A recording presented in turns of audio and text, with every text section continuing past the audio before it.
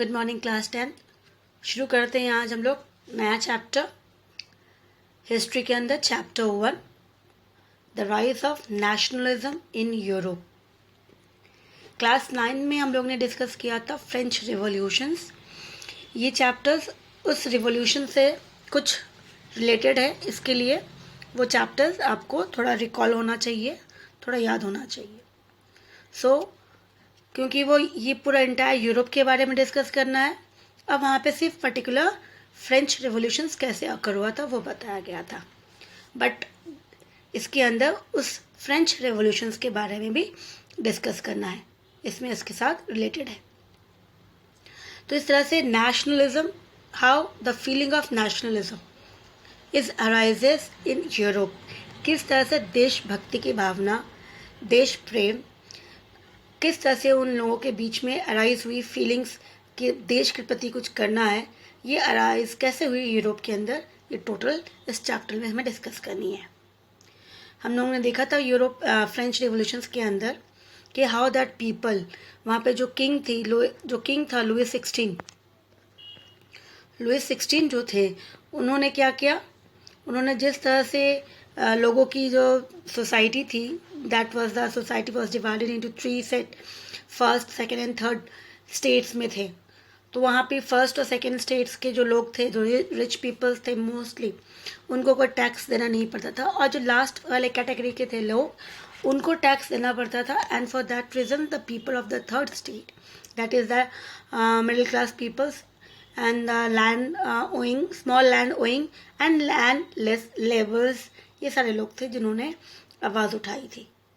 तो this is how the people revolt, कि उन्होंने किंग के खिलाफ, कि उन्हें ये मोनार्च सिस्टम नहीं चाहिए, एब्सोल्यूट पावर किसी एक के हाथ में होना पसंद नहीं है, it should be exercise in the hand of a people. तो इसी तरह से वो रिवॉल्ट हुआ था, रिवॉल्यूशंस किया गया था। तो वो फीलिंग्स थी जहाँ पर फ्रेंच रिवॉल्यूशंस के अंदर, बट वहाँ पे ये भी बात थी कि अगर फ्रेंच में कुछ भी चेंजेस होता था तो उसका रिजल्ट पूरा यूरोप में देखने को मिलते थे। तो इसी तरह से हम लोग डिस्कस करेंगे कि उसी से रिलेटेड कि how that was that fire that get other parts scattered in the other part of the Europe. तो जो फीलिंग्स है नेशनलिज्म की दूसरे पूरे यूरोप में कैसे फैली और इससे क्या क्या हुआ, तो ये हम लोग डिस्कस करेंगे। उससे पहले जो ये आप पिक्चर्स देखोगे, इस पिक्चर्स में दैट वाज अ पेंटिंग, ये पेंटिंग है जहाँ पे हमें देखने को बहुत सारा कुछ दिखेगा। इन फ्लैग्स, अलग अलग कंट्रीज़ के फ्लैग्स है यहाँ पे, देखो आपको दिखेंगे अलग अलग। उससे पहले आप ऊपर देखोगे दैट वाज द एंजल्स, इस तरह से आपको दिख रहे हैं। जैसे हम लोग बोलते हैं कि भगवान जो है अपने स्वर्ग से देखते हैं वहाँ पे, तो इसी तरह से देवज़ा ये सारे जो है वह नीचे देख रहे कि हो क्या रहा है। तो इसी तरह से यहाँ पे बताया जा रहा है उनको, वहाँ जस्ट जो इमेजिनेशन से उन्होंने पेंटिंग के थ्रू प्रेजेंट करने की कोशिश की थी। ये स्टैचू ऑफ लिबर्टी है, ये सारे लाइन लगा के हैं, और यहाँ पे नीचे स्कैटर्ड दिखेगा आपको, बहुत कुछ स्कैटर्ड है यहाँ पे। देखो ये सब क्राउन्स है, जितने सारे क्राउन्स है, किंग क्राउन्स मतलब power in the one hand. तो यहाँ पे सारे क्राउन्स जो थे वो सब नीचे गिरे हुए हैं, और जो लोग हैं वो लाइन में एक बार सिमेट्रिकली सब लाइन एक के पीछे एक देश जो है आगे बढ़ रहा है। इससे ये पता चल रहा है कि दैट, और वो आगे बढ़ते हुए ये होमजेस किसको दे रहे हैं, ये स्टैचू ऑफ लिबर्टी को। तो they are all are moving ahead for the democratic republic society state country के लिए। तो ये जो पिक्चर्स बनाई गई है, किसने बनाई है, इसके ऊपर थोड़ा सा यहाँ पे दिया गया। आप देखोगे that person who was made this, he made it 4 pictures of what he has desire. उन्होंने जो अपनी एक सपना होता है कि हमारा देश कैसा होगा, एक सपना होता है जो हम सोते हुए देखते हैं, एक सपना होता है जो हम आँख खुली देखते हैं। तो ये वो वाली है जो खुली आँखों से देखी जाती है, और हम सोचते हैं हमारा देश किस तरह से आगे बढ़ेगा, कितना डेवलप करेगा। So the dreams of world wide democratic and social Republic, इन्होंने नाम भी दिया था इस आर्ट का जो उन्होंने बनाया था, the dreams of world wide democratic and social republic. ये था the pact between the nations, किस तरह से हर देश मिल के आगे बढ़ रहे थे। And it was been print prepared by Frederic Sorrieu, ये 1848 में बना था। And who was that painter, जो फ्रेंच आर्टिस्ट थे फेड्रिक शुरियो, इन्होंने बनाई थी ये वाली। तो इन 1848 में फेड्रिक शुरियो जो फ्रेंच, तो who was he was a French artist. इन्होंने प्रिपेयर किया था 4 series painting visualising his dream of the world made of democratic and social Republic, जिसने इन्होंने खुद उसका नाम रखा था उस पेंटिंग का आर्टिस्ट। 4 जो सीरीज बनाई थी डेमोक्रेटिक एंड सोशल रिपब्लिक। तो ये सपना जो विजुअलाइज किया था वो आंख बंद करके नहीं देखा था, वो खुली आंखों में, जिसे हम लोग यूटोपिया कहते हैं, जो विजन्स देखते हैं दैट वो सोसाइटी एग्जिस्ट नहीं कर रही है बट वो चाहते हैं कि ऐसा होना चाहिए। उस समय उनकी ये इच्छा थी, ऐसा सपना था। इसी तरह से उन्होंने उस चीज़ों को जो है फीलिंग्स को आर्ट में उसने उसे बनाया। द फर्स्ट प्रिंट फिगर 1 जो हमने देखा ऑफ द सीरीज, वो उसमें से एक पहला सीरीज था। इसमें क्या शो करा था? Shows the people of Europe and America.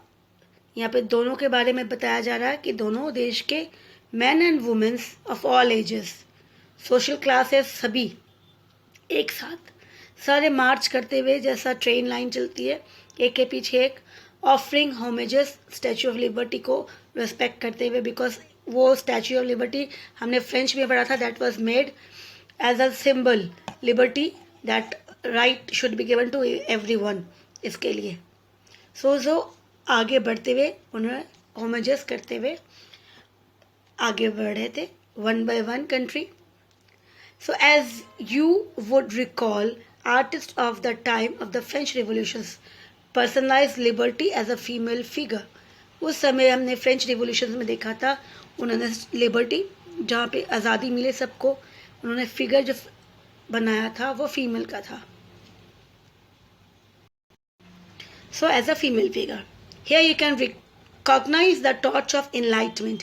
तो यहाँ पर उन्होंने उस वक्त that was a, उनके साथ में हाथ में बहुत कुछ थी। टॉर्च ऑफ इनलाइटमेंट मतलब किस चीज़ के अंधकार से हमें, जो हम पीछे थे, हम पे रूल्ड हो रहा था, मोनार्चीज थे, उन सब चीज़ों से आगे निकलना था। That was enlightenment. नॉलेज, ज्ञान, लोग आगे बढ़े, समझे सही और गलत के बारे में।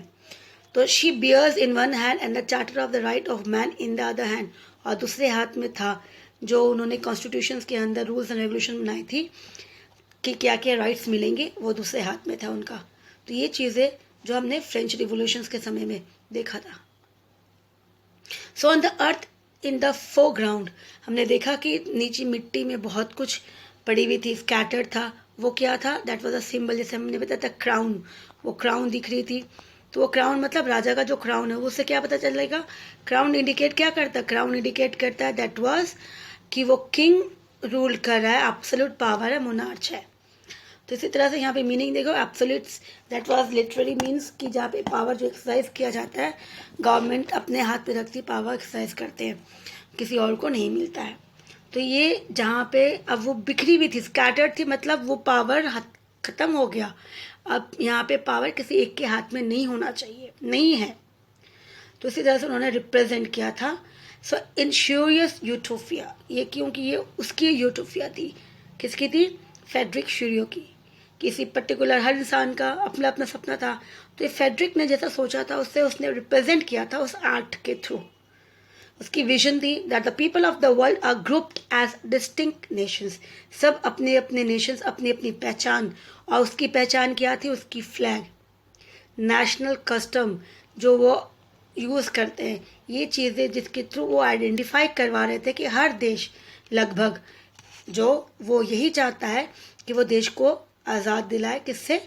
इस एब्सोल्यूट पावर से, इस एब्सोल्यूट इंस्टीट्यूट जो मोनार्च है उनसे आज़ादी मिले और डेमोक्रेटिक रिपब्लिक देश बनाए। Now leading the processing was the past the statue of liberty. तो जो पास्ट कर चुका था, आप पिक्चर्स देखोगे तो उसमें आपको दिखेगा जो सबसे पहले पास्ट किया वो यूनाइटेड स्टेट्स था, फिर स्विट्ज़रलैंड था, बाय विच यहाँ पे बताया जा रहा है वापस कि विच by this time way already nation state France, जहाँ पे यहाँ पे ऑलरेडी वो फ्रांस नेशन स्टेट डिक्लेयर हो चुका था।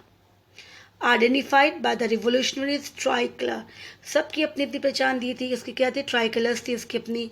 Had just reach the statue, अब यहाँ पे जो Switzerland and the France they have reach the statue.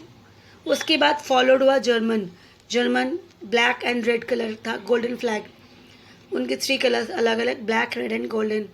Interestingly at the time when Sorrieu created this image, German people did not yet exist as a United Nations. उस समय German जो था आज़ाद नहीं हुआ था, still it was ruled under monarch.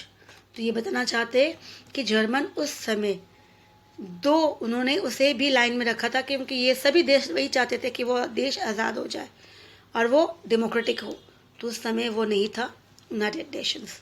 The flag they carry is an expression of liberal hopes, लेकिन जो flag वो लेके जा रहे थे दैट वाज अ होप कि एक समय आएगा जब वो भी अपने आप को एक करेंगे और वो अलग अलग रूलिंग जो रूल किंग कर रहे थे उन सब से वो एक सिंगल स्टेट हो जाएगा, सिंगल नेशन हो जाएगा, where people will speak single language, single उनकी फीलिंग्स होगी and it will be have a democratic constitution.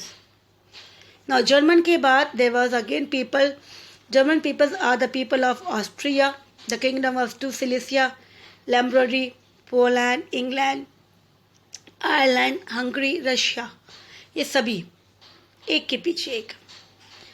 Now उसके बाद आता फ्रॉम द हेवंस, मतलब स्वर्ग से कौन देख रहे थे? जीसस क्राइस्ट वहाँ पे हमने देखा था।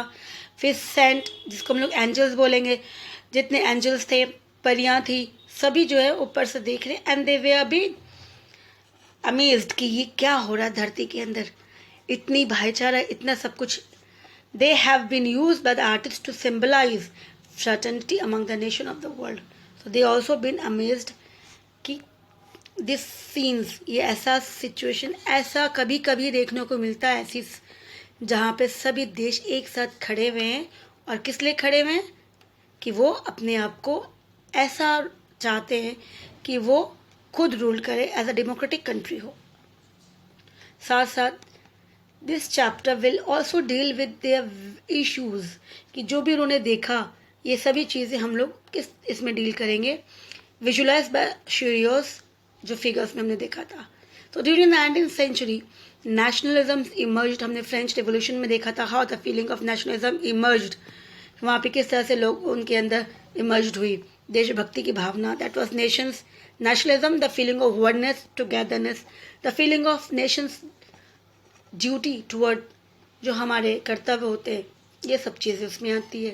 तो ये कैसे उनके अंदर आया? क्योंकि अगर एक देश बाकियों में बटा रहेगा, अलग अलग लोग अलग अलग किंग रूल करेंगे हर जगह, तो ये बहुत मुश्किल है उनके अंदर राइज करना। तो इस तरह से इसको क्या करना पड़ेगा? इट शुड बी फर्स्टली, सबसे पहले उन्हें फीलिंग दिखाना पड़ेगा, फीलिंग करना पड़ेगा that they are belongs to one country, ये एक वन नेशन है और यहाँ पे अलग अलग रूलर्स जो है उसको निकालना पड़ेगा, इसे सिंगल बनाना पड़ेगा, यूनाइटेड करना पड़ेगा। धीरे धीरे तभी उनके अंदर फीलिंग्स भी आएगी। तो इसी तरह से 19th सेंचुरीज के अंदर nationalism emerged as a force which brought about sweeping change in the political and mental world of Europe. तो ये 19th सेंचुरीज में ये चीज़ें इमर्ज्ड हुई और उन्होंने अपनी पॉलिटिकल जो थी कि जो रूल करा था मोनार्च, ये सब सिस्टम्स को वो टोटली हटाना चाहते थे यूरोप के अंदर से। The end result of this change was the emerged of the nation state. अब इसका रिजल्ट क्या निकला? जो उन्होंने सोचा और उनको चेंज करने की कोशिश की, रिजल्ट है कि नेशन स्टेट, हर एक देश नेशन स्टेट बन के खड़ा हुआ in place of the multi national dynasty empire of Europe. जिस तरह से मैंने कहा कि हर एक एक टुकड़ा, एक एक किंग रूल कर रहे थे, वो ख़त्म हुआ और एक नेशन स्टेट बन के सामने आया। तो ये था result of that, the feeling of nationalism. So we will all learn in this chapter the concept and practice of a modern state in which a centralized power exercise sovereign control over clearly defined territory have been developing over a long period of time in Europe. साथ साथ कि किस तरह से modern states होना चाहिए, power किस तरह से सेंट्रलाइज एक्सरसाइज कर रहे हैं, सोवरेन, यहाँ पे कोई बाहर वाला कोई किसी पे कंट्रोल नहीं कर रहा है, they are free from outside controls, और ये धीरे धीरे डेवलप करे अपने अपने एरियाज में, अपने boundaries. But a nation state was one in which the majority of the citizens, not only its ruler, came to develop a sense of common identity and shared history or essence. ये चीज़ें धीरे धीरे भी जितने सारे लोग वो मिलेंगे, मेजोरिटी फॉर्म्ड होगी, they become the citizens feelings of oneness, common identity कि हम कौन है, we are all in the common, we are all people of one nations. ये फीलिंग्स बहुत ज़रूरी है, और ये इम्पॉर्टेंट भी है कि हम क्या थे पहले, हमारी पहचान क्या थी, अब हम क्या है, तभी जाके. So this commonness did not exist from time immemorial, it was forced through struggle, through the actions of leaders and the common people. लेकिन ये कॉमननेस जो थी ये सडनली कहीं से भी आई नहीं कि चलो हमने सपना देखा और छड़ी घुमाई और सब कुछ हमें मिल जाएगा. इसके लिए मेहनत करनी पड़ी, स्ट्रगल करना पड़ा, जैसे हमारे देश ने भी किया था, वी गॉट फ्रीडम. उसके लिए बहुत लोगों ने स्ट्रगल किया, हमारे लीडर्स ने स्ट्रगल किया, सेम वहाँ पर भी लीडर्स उनके स्ट्रगल्स किए, कॉमन पीपल्स ने भी उनमें पार्टिसिपेट किया, तब जाके हमारा देश जिस तरह से एक इंडिपेंडेंट देश बना, वैसे ही यहाँ पे यूरोप में भी they all fight and then they become a nation state. तो इस चैप्टर्स के अंदर हम लोग ये सब कुछ डिस्कस करेंगे. ये तो इंट्रोडक्टरी पार्ट थी जहाँ पे हमने आज ये इंट्रोडक्टरी पेज डिस्कस किया था. अब यहाँ पे आप देखोगे वर्ड्स साइड्स में बहुत कुछ होते हैं. व्हाट इज़ अ नेशन का मतलब क्या है, अलग अलग यहाँ पर. A nation is a culmination of a long past of universe sacrifice devotions. तो ये सारा जो वर्ड्स है, एक बार वेरी शॉर्ट क्वेश्चन जो आती है उसके अकॉर्डिंग लिए यहाँ पे मीनिंग ऑलरेडी बता दिया गया. जो चीज़ इंपॉर्टेंट होती है, न्यू वर्ड्स ऑलरेडी यहाँ पे दिया गया. Plebiscites a direct vote by which all the peoples of regions are asked to accept और रिजेक्ट. तो यहाँ पर इस तरह से वर्ड्स आपको मिलेंगे, नए वर्ड्स है. ठीक है, तो आज हम लोग ने इंट्रोडक्शंस किया है, इंट्रो किया हम लोग आज. Next day we will start the chapters, और हम लोग चैप्टर्स में चलेंगे, क्योंकि आज अगर अभी स्टार्ट करेंगे तो फिर मिक्स हो जाएगा. तो इसीलिए आज इंट्रोडक्शन ही सही रहेगा. हम लोग नेक्स्ट क्लास के अंदर we will move ahead with the chapters. Okay, so till then take care and complete your work on time.